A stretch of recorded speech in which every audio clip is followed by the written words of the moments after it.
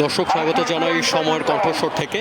এই মুহূর্তে আমরা রয়েছি রাজধানীর শাহবাগ চত্বরে, যেখানে ইনকিলাব মঞ্চের পূর্ব ঘোষিত অবস্থান কর্মসূচি শহীদ শরীফ ওসমান হাদির হত্যাকারীদেরকে গ্রেফতার এবং বিচারের মুখোমুখি করার দাবিতে কিন্তু এখানে বিক্ষোভ সমাবেশ এবং অবস্থান কর্মসূচি পালন করছেন ইনকিলাব মঞ্চ।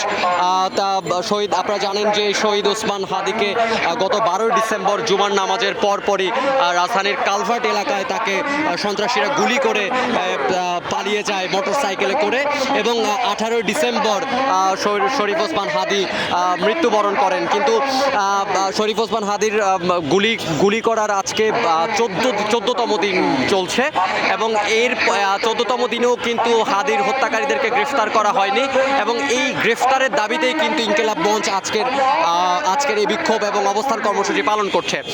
কিছুক্ষণ আগে কথা বলছিলেন ইনকিলাব মঞ্চের সদস্য সচিব জাবের। তিনি জানিয়েছেন যে এই অবস্থান কর্মসূচি ততক্ষণ পর্যন্ত চলবে যতক্ষণ না পর্যন্ত হাদির হত্যাকারীদেরকে গ্রেফতার না করা হবে, এবং তিনি কিন্তু এটাও জানান যে শরীফ ওসমান হাদি জীবিত থাকা অবস্থায় অসহায়দেরকে দেওয়ার জন্য কিছু কম্বল নিয়ে এসছেন, এবং সেই কম্বলগুলোই কিন্তু আজকে যেহেতু সারা রাত এখানে অবস্থান কর্মসূচি তারা করবেন, সেই কম্বলগুলো তারা এখানে যারা অবস্থান কর্মসূচি পালন করছে তাদেরকে বিতরণ করবেন, এবং তাদেরকেও বলা হয়েছে যে এই কম্বলগুলো যেন তারা পরবর্তীতে অসহায়দেরকে দিয়ে দেওয়া হয়।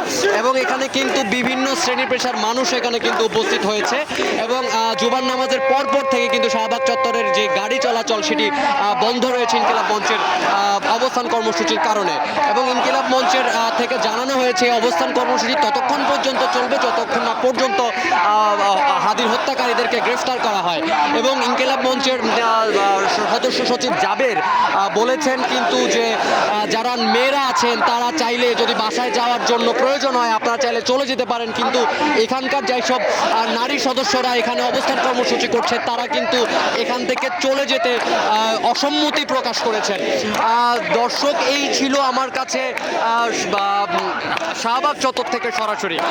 আপনাদের সাথে ছিলাম আমি মোহাম্মদ ইউসুফ কামাল শান্ত।